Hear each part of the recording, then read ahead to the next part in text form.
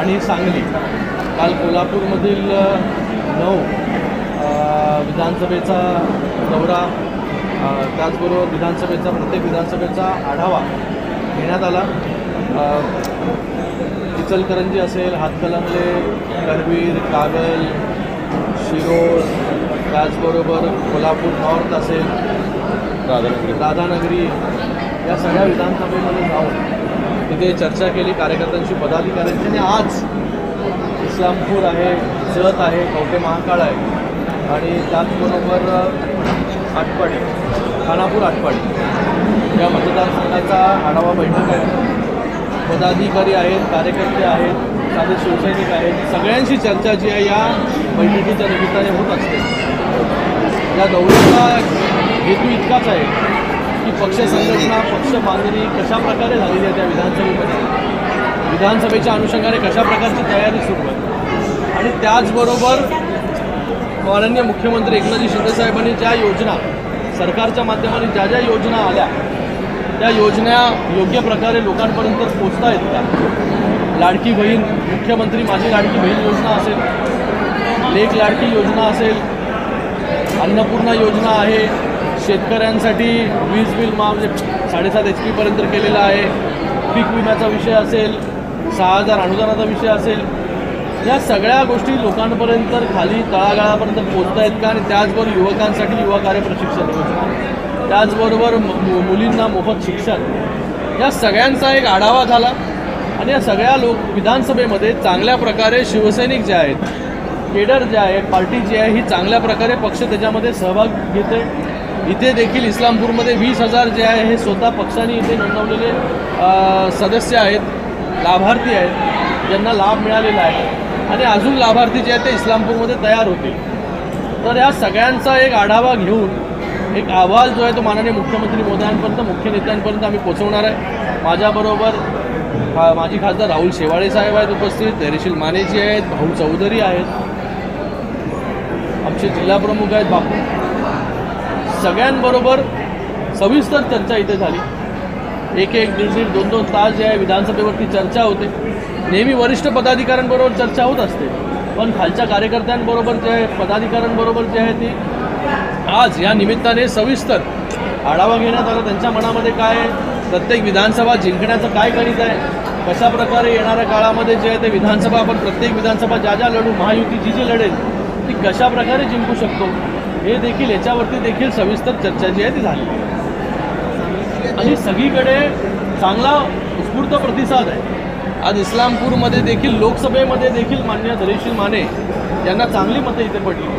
जे विरोधकांना वाटत होती खूप मोठी लीड जी आहे ती त्यांना मिळेल, ती जी आहे फक्त आता 17,000वरती आलेली आहे. येणाऱ्या विधानसभेमध्ये अजून चांगलं प्रदर्शन जे आहे ते इस्लामपूर असेल, बाकी सगळ्या विधानसभेमध्ये असेल. आणि त्याचबरोबर आपल्याला एक गोष्ट सांगायची की लाडकी बहीण योजनेचा एवढा उत्साह आहे पूर्ण क्षेत्रामध्ये, उत्तर महाराष्ट्र असेल किंवा पश्चिम महाराष्ट्र असेल.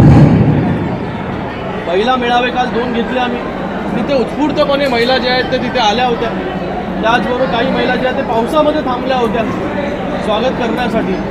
त्यांचा एकच संदेश होता माननीय मुख्यमंत्र्यांना, त्यांच्या लाडक्या भावाला, की बाबा पहिलं असं सरकार आहे, पहिले असे मुख्यमंत्री आहेत की ज्यांनी आपल्या बहिणींचा विचार केला आणि प्रत्येकाच्या अकाउंटमध्ये 1500 रुपये देण्याचं काम केलं. त्याच्यामुळे प्रत्येक महिलेच्या चेहऱ्यावरती एक हास्य आहे, एक समाधान आहे की एक सक्षम करण्यासाठी एक पहिलं पाऊल जे आहे ते सरकारने उचललेलं आहे, जेणेकरून महिला जी आहे ती स्वतः सक्षम होणार आहे. ती जर सक्षम झाली तर तिचा परिवार जे आहे, तिचं कुटुंब जे आहे, तिचं पालन पोषण ते करू शकते.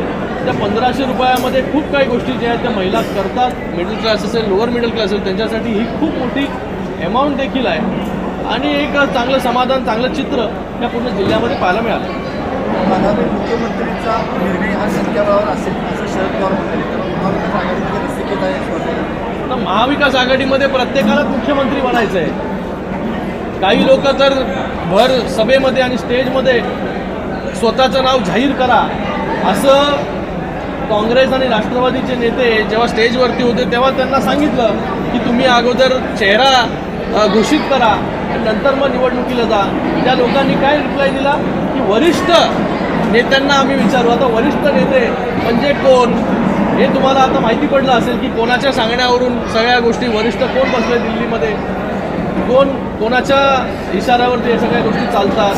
तर मला वाटतं आता परिस्थिती जी आहे की अगोदर ज्या प्रकारे महायुतीमध्ये त्यांना स्थान होतं ते आता लोक पाहत आहेत की कशी परिस्थिती जी आहे ही त्यांची झालेली आहे. तर प्रत्येकाला असं वाटतं एक महाविकास आघाडीमध्ये की बाबा मीच मुख्यमंत्री बाबा झालो आहे आणि होणार आहे.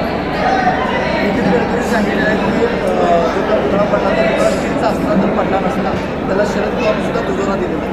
मला वाटतं छत्रपती शिवाजी महाराजांचा जो पुतळा पडला तो आपल्या सगळ्यांसाठी खूप दुर्दैवाची गोष्ट आहे. त्याच्यावरती इन्क्वायरी जी आहे ती बसवलेली आहे आणि त्याच्यामध्ये जो कोणी दोषी असेल त्याच्यावरती कठोर अशी कारवाई ही शासनाच्या माध्यमाने केली जाईल. आणि त्याचबरोबर त्या ठिकाणी पुन्हा चांगला मोठा पुतळा कसा बसेल त्याच्यासाठी देखील सरकारने जे आहे ते पावलं उचललेली आहे. त्याच्यामध्ये आगामी विधानसभा निवडणुकीमध्ये नव्या चेहऱ्यांना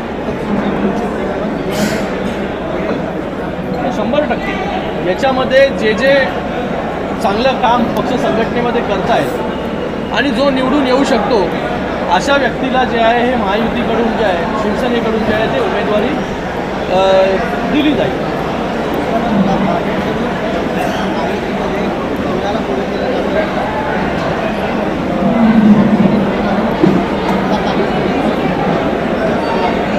बघा मला वाटतं महायुतीमध्ये पूर्णपणे समन्वय आहे. माननीय मुख्यमंत्री एकनाथजी शिंदे साहेब असतील, उपमुख्यमंत्री देवेंद्र फडणवीस साहेब असतील किंवा अजितदादा असतील, हे सगळे तिघंही चांगल्या समन्वयाने वरती काम करत आहे. चांगल्या प्रकारे सरकार काम करत आहे. कुठलाही त्यांच्यामध्ये मतभेद नाही आहे आणि येणाऱ्या काळामध्ये कुठल्या कुठल्या जागा कोण कोण लढणार हे तिघं नेते बसून ठरवतील आणि त्याच्या हिशोबाने जे आहे ते डिस्ट्रीब्युशन होईल आणि या सगळ्या गोष्टी समन्वयाने प्रॉपरली चाललेल्या आहेत. तुम्ही तर पाहताय महाविकास आघाडीमध्ये कशा प्रकारे रसिकेत चालू आहे. म्हणजे प्रत्येकाला मुख्यमंत्री व्हायचं तशी परिस्थिती जी आहे ती इथे नाही आहे. इथे समन्वयाने आम्हाला जे आहे ते फक्त सत्तेसाठी सत्ता म्हणजे 2 वर्ष अगोदर नाही स्थापन केली. महाराष्ट्राच्या चांगल्या भविष्यात जे चांगलं काम महाराष्ट्रामध्ये गेल्या 2 वर्षांमध्ये झालं, डेव्हलपमेंट असेल आणि त्याचबरोबर आता जलकल्याणी लोककल्याणकारी योजना त्या देखील सरकारच्या माध्यमाने आणल्या. हे एवढं काम जे आहे ते कधी त्याच्या अगोदर झालं नव्हतं. मुख्यमंत्र्यांची घटना असेल किंवा त्यानंतर मागण्यांची घटना असेल त्यामुळे कुठेतरी डॅमेज करण्याचं बघा आता विरोधकांकडे दुसरं काय उरलेलं नाही. कुठलीही गोष्ट झाली की त्याच्यावरती खालच्या स्तरावरती जाऊन राजकारण करण्याचं आणि या महाराष्ट्रामध्ये law and order situation create करण्याचं त्यांचा प्लॅनिंग आहे आणि ते जे करतायत. पण मला वाटतं की आपण जर अगोदर 2.5 वर्ष जेव्हा सरकार होतं तेव्हा जी काही कामं केली असती तुम्ही तर घरी बसून राहिले, सगळी कामं बंद केली आणि या 2 वर्षामध्ये महायुतीच्या माध्यमाने जेवढी सगळी कामं झाली इन्फ्रास्ट्रक्चरमध्ये तर महाराष्ट्र नंबर 1 आहे. समृद्धी महामार्ग असेल, MTHL असेल, कोस्टल रोड असेल, सगळ्या नगरपालिका महानगरपालिकेमध्ये मोठं निधी देणं असेल, चांगली कामं असतील, शेतकऱ्यांच्या मागे उभं राहणं असेल, शेतकऱ्यांना अनुदान देणं असेल, युवकांच्या मागे उभं राहणं असेल, त्यांना नोकऱ्या देणं असेल, या सगळ्या गोष्टी 2 वर्षांमध्ये एवढ्या मोठ्या प्रमाणामध्ये झालेल्या आहे. आणि आत्ता लाडकी बहीण योजना, ही लाडकी बहीण योजना आल्यानंतर तर त्यांना एक धडकी भरलेली आहे की लाडकी बहीण योजना इतकी सक्सेसफुल कशी झाली, इतक्या प्रमाणामध्ये महिला ज्या आहेत त्या कशा जोडल्या गेल्या. आज देखील उबाटाच्या तालुका प्रमुखात त्यांच्यावर हजारो महिला ज्या आहेत त्यांनी शिवसेनेमध्ये प्रवेश केला कारण की लाडकी बहीण योजना ही एवढी सक्सेसफुल आहे आणि महिलांचा त्याला प्रतिसाद एवढा आहे. हे बघून जे आहे हे आत्ता यांच्या पायाखालची वाळू सरकलेली आहे. म्हणून रोज राजकारण जे आहे, रोज प्रत्येक गोष्टीवरती राजकारण करण्याचं यांनी ठरवलेलं आहे आणि ते महाराष्ट्र बघतंय. येणाऱ्या काळामध्ये महाराष्ट्राची जनता जी आहे ती त्यांना उत्तर देईल. राष्ट्रवादीवरून जाहिरातीवरून मात करणारे मुख्यमंत्री माझी लाडकी योजनाऐवजी लाडकी योजना दादाची इच्छा पूर्ण करेल असं कार्यक्रम मी ते बघितलं. धन्यवाद. चला गाड़ी का